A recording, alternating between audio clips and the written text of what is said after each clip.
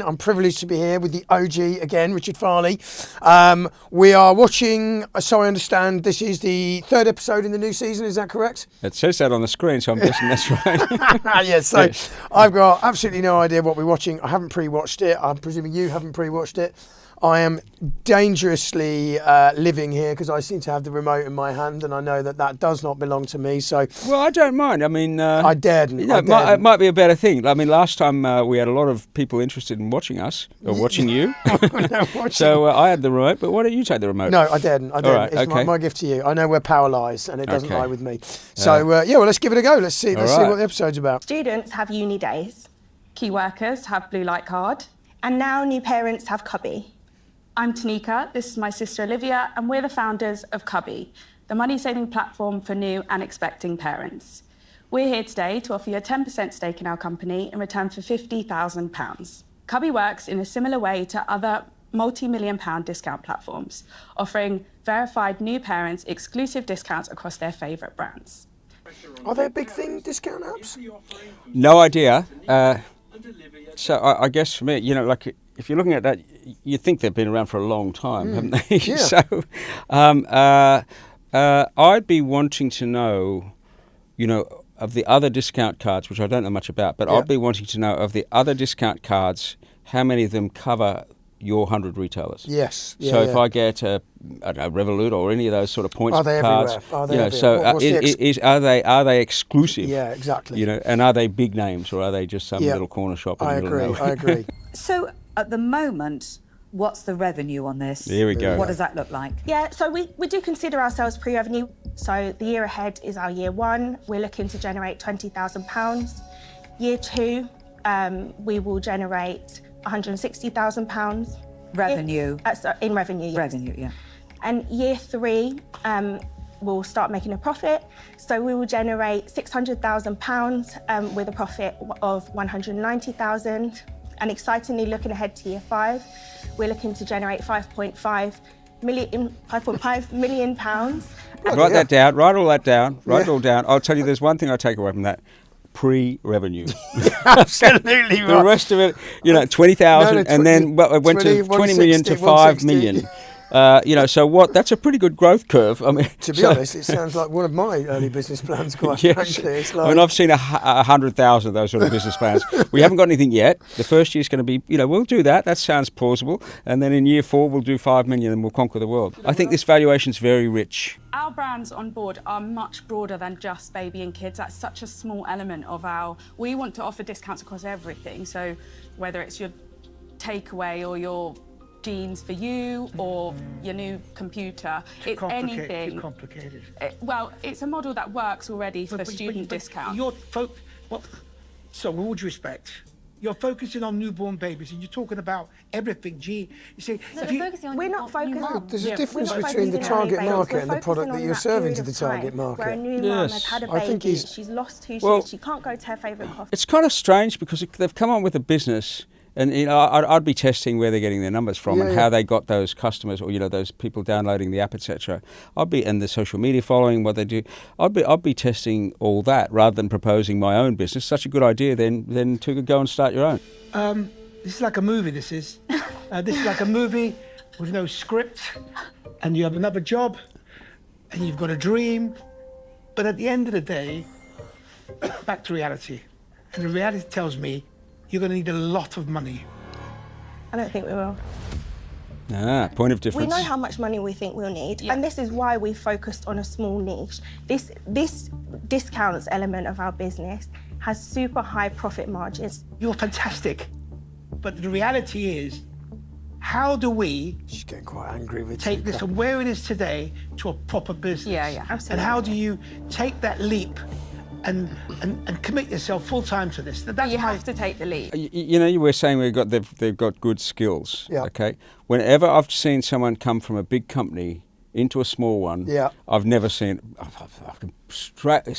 don't think I've seen many cases where it works. In fact, you get these people who are in big organisations. They have someone doing this, someone doing this, someone doing this. Suddenly they've got to do everything themselves. And a small company, and I've found them generally hopeless and overconfident, and not that good at managing staff. Right. Okay. Yeah. You know. So and also that's great, but they don't have any entrepreneurial experience. Has anyone actually asked? Has anyone paid any money? Yeah. So, you know. I mean, they're very credible. I think they're coming across really well. I think they're pretty confident. I think they've obviously got, you know, good jobs at the moment in good industries. So they definitely understand the market. But I think your point is absolutely critical, because I think to take two people who are coming from a very safe, well-resourced corporate environment. I mean, I don't know what financial services company, but let's assume she's at Amazon as well. She's probably got 300 people around her doing all the jobs that she's going to have to do on herself. And also those companies have big budgets. You know, they can try ideas and they can give them time to be tested. You know, when you're in a startup, you know, you try an idea for a few weeks, you start to have doubts already if it's not taking off, you know, because you've got so much uncertainty. Well, the point there that Tuka made about the money, that basically, you said you're going to need a lot more money, and they said, I don't know, I don't think we will. The one thing that I would say to any startup is, no matter how much you think you need, double it. Yes, it takes twice as long. The idea that these guys, no, we're not going to need that. 50 grand will get us to 5.5 million pounds in 5 years. We are doing, like, the thing is, the reason that we haven't grown more is because we don't have the time. So we both need to focus on this full time. And we are going to do that. And we're going to do that. And we are doing. So you're both leaving, are you leaving your jobs to do this? Yes. Are you? Wow, that's a massive commitment. A massive risk. Yeah, if she's struggling to buy a coffee, in a year's time, I would suggest. I'm sorry, you know, and you got a good job, you know. Yeah. Let's not be hasty. Yes. Let's not be hasty. Whoa. Yeah, exactly. You've got a mortgage on your, you know, have you got anything else? You've got commitments, you've got, the cost with children only go up, unfortunately, don't they? You can't do a coffee when you're pregnant. God knows what you're going to do when they're 5 years old. But I was going to say, to your point though, given technology and given the sort of relative low effort to create what they've created so far, there is no reason why you couldn't get that to the point of earning some money whilst you're still carrying on your day jobs. In fact, it's an indictment that they haven't got that. That's what I mean. Because they've got enough now to get some paying customers. You would think so. So why isn't it even just £1,000 or 2,000? That's what I mean. Why isn't there a number? You know? Yeah, because it's at the moment they're like, well, we've created an app, therefore we're going to leave our jobs. Yeah, and that feels like a terrible because we've got some followers plan. on social media, you know, because we're mums. But you know, it's funny because Peter's favourite thing used to be, I could do that myself in a couple of weeks. My guys will whip it up. I mean, it's almost the case with this because you get Quadco work to design the app. You just get the mail out. You can probably almost do that with AI to get the whole thing mailed out to all the retailers you want to approach. You probably don't have to sit there and type it all out by hand. So you can get those out, wait to see what comes back. You could almost run this so far by AI and a bit of social media. We should literally get our phones out and create a version while we're watching the rest of the episode. That would be fun by the time we're finished filming. We'll be 5.8 million by the end of that. Yeah. We'll call it Cubby House. But I would never want to put anybody in that position if they're going to give up their job because they believe in it and they're struggling at the back end. That's not what I want. So whether you invest or not, we're giving up our job. We're going to raise money for this business and we're going to deliver it. So strong-minded. In it or not. And also, I mean, that would kind of worry me, just a little bit. I mean, we're all different, but that sort of pushback would worry me because I can just imagine the first board meeting. No. I tell you what, I bet the rest of the Dragons are going to absolutely love that, though. Tuka getting a slap in the face. Oh, look, there they go. There you go. There you go. And I tell you what, though, you're right. Everyone else is going to be. I don't hear that. Listen, you two are really, really, really good. Why could she say that? I'm sorry, all this niceties.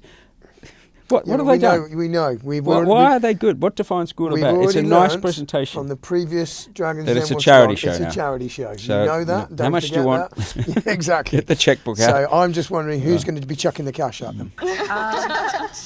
And so I am going to make you an offer, and I absolutely assure you it's down to you two. So You've asked for £50,000 for 10% of the business. I'm going to offer you all of the money, and I want 20% of the business. Well, take Your it. Take it. And Tanika and Olivia, I'm going to follow on straight away because you are both incredibly good. Thank you. However, I this think is the standards not have lowered. sort of what I would class as my sort Where's of the wheelhouse. numbers? I mean, They're pre-revenue. So I'm gonna I'm say sorry, that I've seen a amount. lot of people like these two contestants. Yeah. There's not yet enough information to say they're what would you good. do? Well, the rules of the game, the rules of the show are they're not allowed to take less than 50,000. I think 50,000 is too much. I still think they should do it. Come back and if it was me off the show, I'd say come back. Here's 10,000, here's 20,000, different valuation. Could you do an off the No. I'm just saying what I would do in real life. Would give them a smaller amount on a much less valuation and say go and prove it, and maybe even a condition. The valuation is 100,000, but if you manage to make my 10 grand and you use that and you get revenue and you do, then we'll change the valuation. We'll do some deal like that but go off and prove the concept first for a small amount of money, because it's still probably going to fail. Go off and prove it first with a smaller amount of money. 50,000 for that concept is too much. I agree. So I think it's a TV show, but giving 50,000 for an app and a social media following based on a valuation of $500,000 or even half of that is too much. So small amount of money and go and prove the concept. Don't leave the day jobs. I think I've sat here trying to figure out whether I want to invest or I just want to be your friend. But if 50k is a lot of money to spend on a friend as well. There's a friendship. So for that reason, I'm going to say that I'm out. But I wish you the very, very best for the future, and I feel so proud of you, even though I don't really know you. So Thank you. well done. Thank you. Thank you.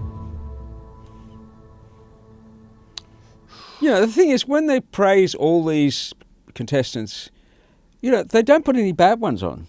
In my day, they used to have sort of like a juggler come on who dropped things all over the place. Like he was clearly hopeless, and that would give you some comparison, good or bad. These are all good. These are all polished, but they're not.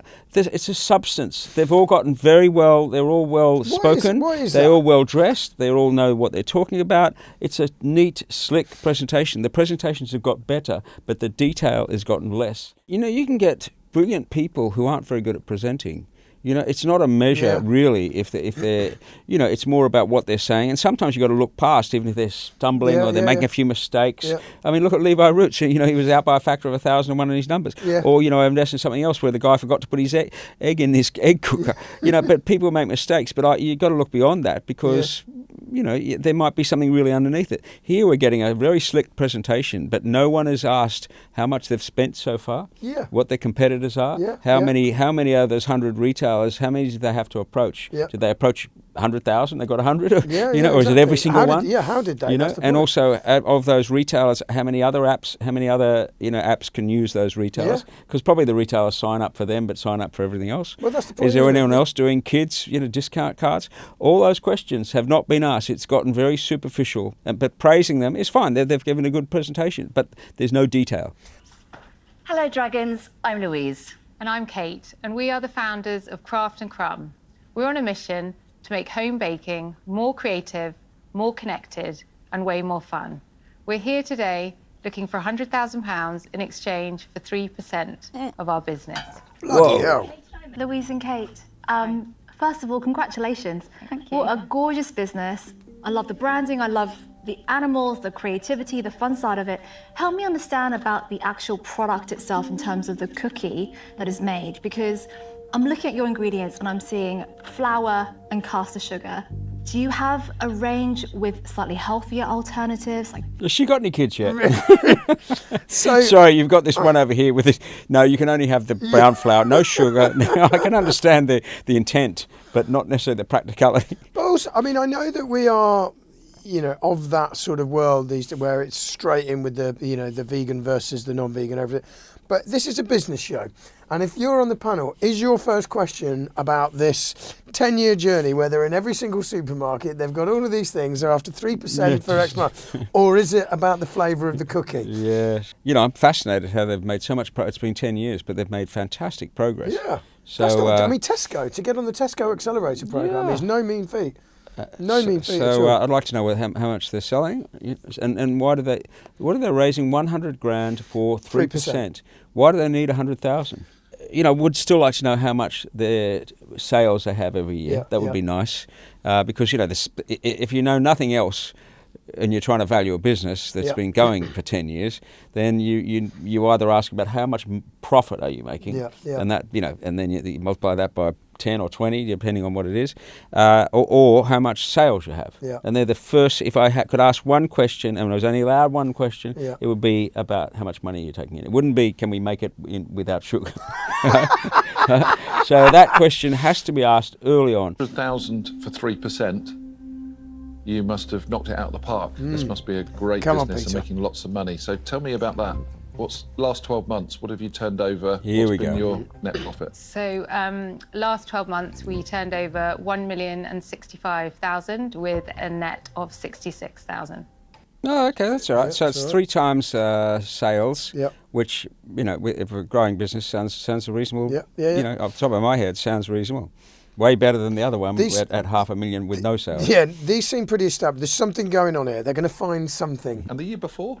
And the year before that, we turned over 905,000 with a net of 44.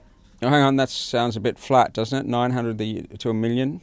$1,065,000. Maybe it's flattening out. Maybe they're struggling with future growth. Okay, and what's the forecast for this year? So this year we are forecasting 1.5 million and 15,000 it's 50% for our up. net. 15,000? Yeah. So you're going to make £15,000 and you're valuing a business over 3 million? So this is our target. Anyone watching this and trying to learn about business has got very mixed signals because they've just seen a valuation of $500,000 for a business with no sales, no agreements, just a few sort of downloads. An idea. Right? And that was valued at $500,000. This has got revenue of $1 million and it's valued at $3 million. So it's only 6 times the other one. So someone watching this, if they were trying to learn about business, they've got some very different messages there, inconsistent. So if Susie loved the other one at $500,000, she must think this is absolutely fantastic for $3 million if she's got any money left after wasting 50 grand on the last one. Because the profit is not there. And so for that reason, I'm out. She just invested in a business valued at $500,000 with no sales. Absolutely nothing on it whatsoever, just 2 really so nice people. I'm sorry, Susie, I've never met you, but that to me doesn't make sense. So I'm gonna tell you where I am. I think this is a business for you.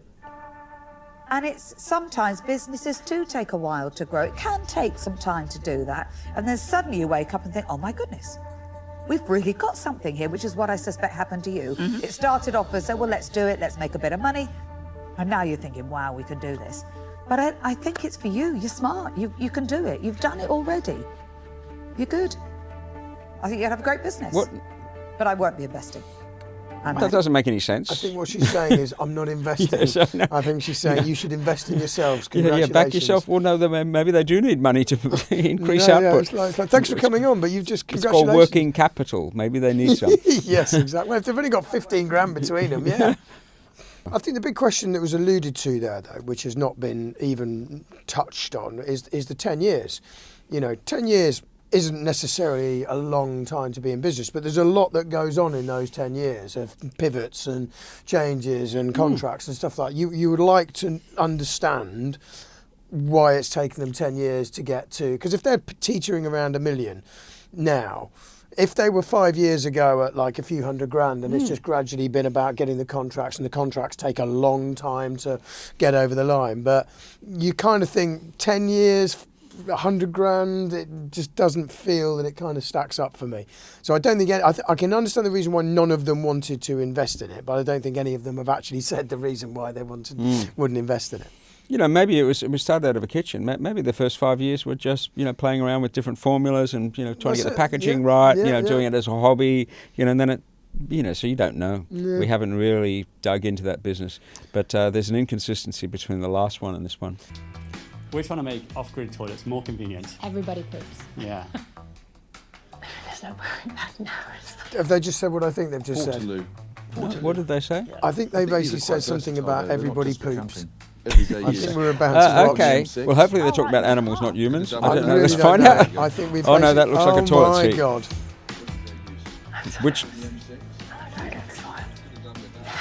Which dragon is going to be demonstrating on the set? So far, the business has been doing very well, and last year's turnover was just over £700,000. Wow. We sell primarily direct to consumer in North America, US, Canada, and the UK, and we have distributors in Australia, New Zealand, and Germany. We're currently looking for £100,000 for a 3% stake in the business. Same. Well, another. I'll go into a quick demonstration of each product, if that's okay. Uh-oh. Not quite a live demo. Not a live. A range of composting toilets which thoughts? break down waste without water or chemicals. I mean, you know, because you'd want to know, you know, you want to be able to evaluate the technology. Yep. So I'd love to know, does it, you know, how different is it to other technology? Yep. Is it protected by patents or, Yep. or any other, you know, protections they might have? Yep. You know, where did the invention come from?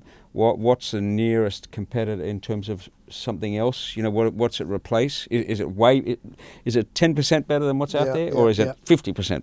So, I mean, I don't know much about the portable loo market, but I think they're very impressive. I think this is probably the most impressive that's been on. This is the sort of thing that excites me, not that it's loos. I mean, just like, I'd love to know more about this. Find out. It's patent pending. We haven't pushed it to grant. We pushed it to... Do you want to put the lid down as well? Oh, thank you. This one. We haven't pushed it to grant. We've filed it internationally in America, Australia, Europe, and the UK. Okay, got it. Thank you. Hi guys. Can I get a confirmation on your revenue and profit? So you said it was 780, was it, revenue? Just on the patent thing. I mean, I invested in something on Dragon's Den, which was a coat hanger. 705 Sorry, revenue. Clothesline what's your net cover for when it rained. Yeah.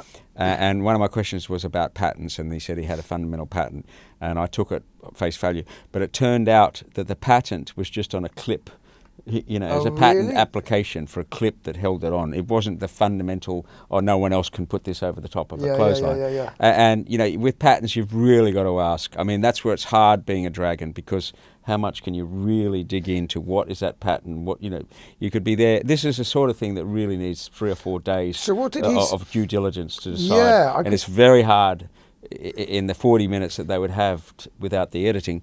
Say it's 40 minutes to go into it. It's really hard to figure all that out. And presumably that's because this is, without the patent, it's not particularly defensible. Well, you know, sometimes it's, you know, like I've had companies where you don't rely on a patent because it's so... You know, because sometimes just putting the patent out there invites people to copy it, because by the time, and they can get around the patent, it puts it out there. Sometimes you're just better getting first mover advantage and know-how. But, you know, they haven't really, and they may not have time, but, you know, the way it's breaking down the mess, you know, how does that work with natural ingredients? You know, what is different? What did they? Where did this come from? Was it out of university, or did that Richard on that show find a way to do it? You know, where did it? You know, like you'd have to dig into it quite deeply. 5 revenue, and what's your net profit? Net profit this last year was £75,000. Okay, and what are you forecasting for this next year, this upcoming year? The target for sales for this year is 1.2 million sterling. Yeah. We're at about £415,000 in revenue. And what are you forecasting for the end of the year in terms of profitability? I would expect for the end of the year a £300,000 loss. Ooh. Okay. Yeah. So I'm trying to figure out if I invest £100,000, which is a lot of money, for 3%. You know, I have to do the math to figure out if I can get a 7-figure return on that investment over time. Yeah, but so give me the big picture vision of how big this business is. I know. And then just they haven't even started yet. They haven't even left their job. Yeah. So with the growth of the business, in the next 2 years, we're planning to... Again, what lesson do you learn when you watch the show? Clearly know your stuff, and I really commend you for that. Unfortunately for me, this is not an area that I'm passionate about, and I don't think I'm the right dragon for you guys, so for that reason, I'm out.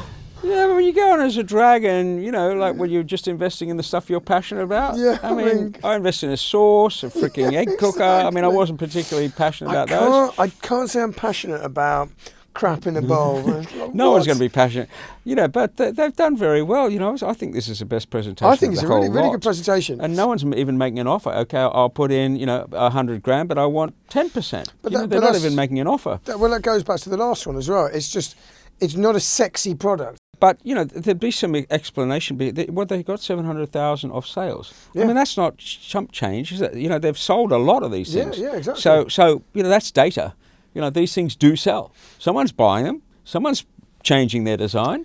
So that's a lot. Yeah. And so if it was just a prototype, you might go, no, it's not going to work. But I'd like to know how they made that progress in the market. Yeah. I mean, I suspect that they're going out because it's too complicated. It's just it's very easy to understand, like, here we make some cookies and we sell it. Yeah. That's easy, right? Yeah. But this is like, as I said, this is really a 3 or 4 day, people going through it, and you're sitting in a chair going, I haven't got a clue, right? Honestly, who's an expert in Portaloos? Nobody. Everyone eats cookies, but no one, everyone takes a poo, but not everyone wants to. Yeah. I think this is absolutely brilliant. I think that you both have presented really, really well. Richard, you're nervous and yet you're quirky. As a character, you'd be amazing, both of you, to work with. I think you'd be refreshing, and I'd like to be given that chance. Oh. So that's why I'm going to make you an offer. It ain't going to be 3%. If you come in here in 12 months' time and you had your patent and you had everything teed up, and this was a purely sort of, let's say, more advice-led investment, I think the offer of 100,000 at 3% would be right. But I do think that you're overvaluing at this moment what you've got. And that's why I'm going to make you an offer of all of the money, but for 20% of the business. What the? I mean, to be fair, at least it's an offer. That's what you said. When I went on, the other dragons, sometimes they call me Mr. Nice, but other times they call me Richard the Reject, because I was so determined to make an offer. Like I may be way off what they wanted, but at least I was trying to put a value on every business came in there. And at least he's done that. He's made an offer. Well, and Peter's just said exactly what you said, which is that basically there's no advice, there's no due diligence, there's a lot of stuff here that could value it at this, but there's a lot of stuff that could value it at that. And I think that's basically. No, I thought Peter very impressive there. That was a good moment, better than his jokes. Yeah, no, exactly. Well, actually, Juggers Den has just done a business thing. Yes, I mean, a sensible question. Sensible question, sensible offer. I think she's going to go in. Camera goes in. Yeah, exactly. Do you know what? I'm not going to make you an offer. Oh, I can't see for me that it's an investment that I'm going to get a reasonable return on in a reasonable amount of time. So I'm afraid I'm out. You see? I think we're going to decline the offer. Do appreciate the offer. What about a counter offer? We believe we've got to haggle. Try and grow it ourselves and see where the journey takes us. I'll say 100 for 10%. Do you know what? Come on, that's what he wanted. Come on, that's what we're supposed to do here. Yeah, I'm quite surprised. Needs a bit of I'm quite negotiation lesson, doesn't it? So the lessons learned so far: if you have an idea and no business, 50 grand. If you have $1 million turnover, nothing. If you have 750,000 and sales all over the world, and maybe unique technology, nothing. Yeah, no one asked how unique the technology is. Okay. I mean, when Deborah made the point that they want to get increasingly eco-friendly. Are there other eco-friendly? How bad is the existing product? Because if it's the only eco-friendly, which is probably not, but if it's the only eco-friendly, then that's a massive step. Yeah, 100%, exactly. But no, they just need a good app, a good presentation, and no money. That's the route. Hello, Dragons. My name's Martin. And I'm Tom. We're brothers and the founders of OnlyCat. We've created a smart, AI-powered cat flap designed to stop your cats bringing home prey. This is OnlyCat. The built-in AI-enabled camera screens your cats upon entry. If prey is... Also, if it comes up and it's got a mouse or something in its mouth, it won't be allowed in. Yeah. So what happens to it then? At 2 a.m. it wants to come in. It's starves, stuck outside. outside in the rain. The pet tech market is booming, and we've already raised over £750,000 in pre-orders. And we're here today looking for £200,000 investment in return for 4% equity in our business. I mean, there was one thing it says 750,000 pre-orders. So that doesn't sound like they've actually started selling it yet. But I mean, that's a huge number. I was going to say, I don't have a problem with that. If they've only built a prototype and they've basically gone out and sold 750,000. Because they're what, about 400? So that's for £450 each. It's like 20,000. That's huge. I think there's going to be some good numbers there. But then again, I think, if you look at their valuation, what was that? They want 200,000 for 4% of the business. Yeah. So it's clearly, I think there's clearly a lot of cash that's gone into this so far. I mean, even the packaging and everything else looks pretty well developed. But are they selling online? Well, there's a lot of questions. But it's funny to have pre-orders. Is it because it's been on crowdfunding or something? Well, that's so it. Why have they got? Have they got actual orders? Let's find out their numbers. What their background is as well. To be honest. Right. So give us some numbers. So your sales, your gross profit, and your net profit. So last year we had 352,000 revenue, 155,000 gross, and 0 net. This year, we are looking at 1.9 million turnover. We're now seeing weekly orders in the region of 30,000, and that has been growing on an exponential. So 30,000 a week. Correct. Yes. Gee. So 1.9 gross profit. 847,000. Bloody hell. And 339,000. What do you think they're going to spend the 200 grand on? on? Net. Phenomenal business. I never knew there was such a big problem, cats bringing in... Well, but I suppose if you're going to put a cat flap in anyway, you might as well get one that stops I think that's exactly it. And I think if you think about the they called it the pet tech market. But if you think about that pet care market, you would spend, I think, 400 or 500 quid. I mean, you spend, I don't know, how much is a Ring doorbell? They're like a few hundred quid. I mean, you would spend that on something that's going to effectively mean carving up your door. You're going to want the best thing that you can possibly get in it. So it's that you want that so badly that you've asked for £200,000 for 4% of the business. We believe it's a fair valuation. If you look at our financials, the £750,000 in pre-orders, the trajectory that we're on to deliver millions of revenue in the coming years. I might ring up these guys and invest. I was going to say, would you invest in I this? think I would. At this point, what would you be doing? I think you would. If everything they say is true, which I've got no reason to doubt their integrity, but if everything they say is true, I think it's a great business. Can I ask a few questions surrounding the product? Sure. So I wonder if there is a wider wildlife benefits. If a cat is denied entry if it has a rodent in its mouth, does it teach the cat to not kill rodents? Oh my God, oh my... That's the most stupid question asked today. Sorry. I mean, I think it's the most stupid question I've ever heard on Dragon's Den. I think you're probably more likely, if you sit the cat down and ask it really nicely and explain why killing things is bad, I think you'd have a better chance than what she suggested. It reminds me of Nemo when they're trying to get, they're trying to get the shark, fish are friends, not food, like just trying to reprogram a shark. Exactly. No luck there, right? Yeah, good luck, an apex predator. Yes, no, don't eat anything.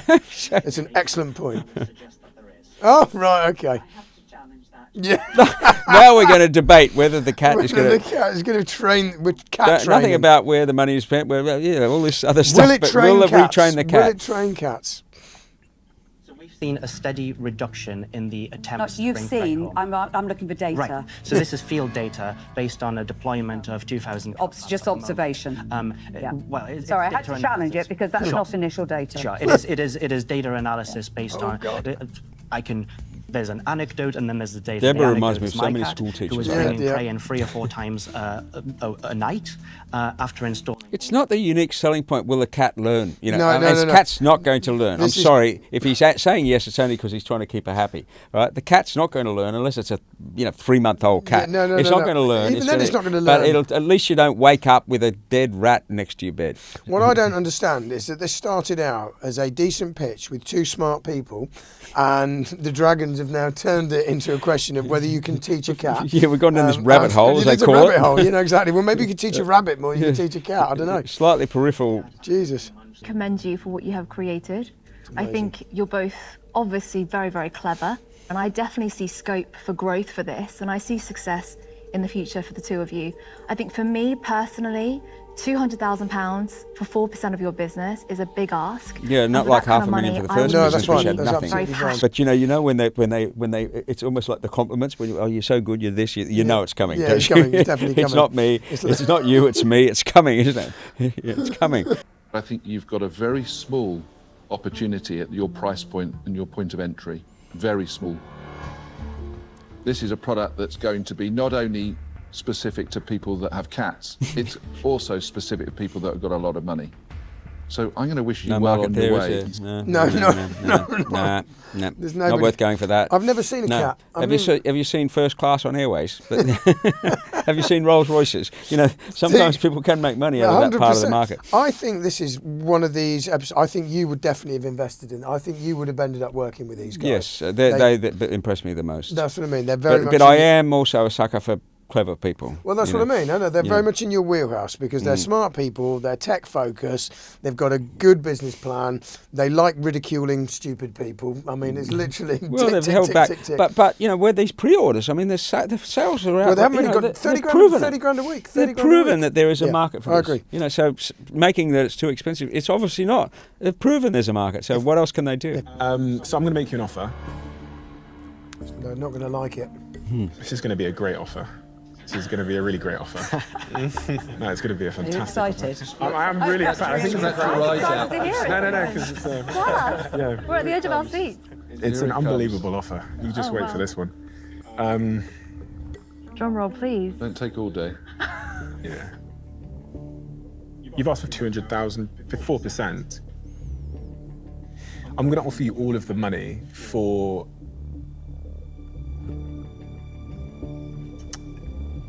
12.5% of the business. Wow. Pretty accurate numbers there. Thank you very much. Look, you have got a very good offer. I mean, I wouldn't have, to me, there's a lot to do here because what you need is to create the reality. I mean, 200 grand is a lot of money. Accessible at the price point that you're going to knock the competition out because somebody else is going to come along and make a version of it that's at a much lower price. We are leaning towards going with Stephen, but we came here thinking that 10% is really our upper limit and we wouldn't be able to go beyond that, yeah. So 10% is the limit? 10% is the limit. Then you've got a deal. Didn't give Tuka a chance to rebid. No. I think that was a bit of a stitch-up. I think if you're going to go for social media coverage, then obviously... No, that's what I think it became very clear when they were talking about manufacturing and then they sort of went down their own little rabbit hole on that. They were after marketing. They wanted someone who understood how to pay. They are not... they're not Instagram specialists. No, and fair dues to them. But I think they were probably fast, going, God, if we have board meetings with Deborah, and every meeting is about have we trained that cat? Yeah. Show me the data. They're going, we don't need the money. We don't need the money. Deborah, we have stopped cat killing worldwide through Where's our the products. proof? Yeah, here's the proof. But what does she want to save? The rats that they're killing? I have no idea. I've no idea. It didn't make any sense. And there we go. That was a good episode. I thought that was a good episode. I mean, it was very different to the last one that we watched, I thought. It was an episode of two halves. It definitely wasn't. Well, I mean, one, they were dishing out money. By the end of it... I mean, to be honest, I don't whisper it, but it almost turned into a bit of a business programme at the end of it. Yes, it was some analysis at the end there. There was some real analysis. There was some good people, and it actually was a half... In fact, there was two to three half-decent businesses, and it did look like if you'd gone on there with a decent business, you had no chance of getting investment. And actually, in the end, they kind of... they got one. Yeah. And I think you would have learnt something about business from the second half of the show. Yes, exactly. What are your kind of biggest takeouts there? Well, the stuff about valuations, valuing business, if they have no revenue, is incredibly hard because you're valuing an invention, you know, and they're not normally that worth that much because, you know, prove it.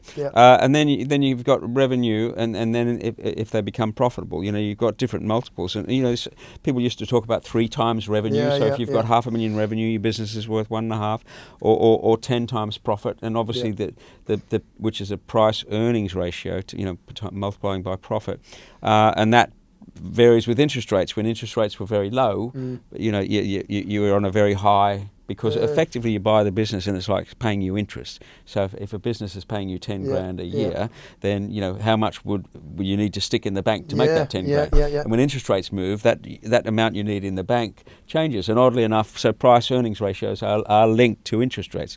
So there's a bit of science there. You're never going to learn that. No. Because they were very inconsistent. You know, one business had no revenue and was valued very high. You know, but different dragons have different approaches. You know, different sectors have different multiples. So if you're in a hot sector like tech, can have a very higher multiple. That you know, and it's got sticky customers where you get customers. If you're just selling apples at a fruit store, you know, that's not very. Customers may not be that sticky. You know, so there's different multiples. There's a whole lot of science, and so. From that episode, but even having said that, there was a vast inconsistency with how they valued businesses. And, you know, I made a joke about Susie, you know, wanted people who are passionate when it, you know, it was what she's passionate on. So, but, you know, you need your expertise, and I think people showed their expertise. You know, Steve Bartlett knew that he could add value on the social media side, which he obviously can. And Susie might have been able to add value on the other. You know, so it's sort of settled where maybe it should have been. So, well, I think out of all of those, the first one was basically just typical Dragon's Den charity show. I think the second one was understandable, because I wonder whether the second one had kind of reached its ceiling. I mean, we didn't really interrogate the numbers with the cookie and crumb thing or whatever it was called. So I think that one's quite understandable. I am surprised about the Portaloo thing, because I think actually there was a genuinely credible business there. I thought they were very honest. I thought they were pretty good in terms of their presentation. But for me, you know, despite not being a cat lover, I think that final pitch, they were just fantastic. And I loved watching one of the guys just take Deborah to school on what data meant. Which is scary when Deborah gets her finger out. The finger was out.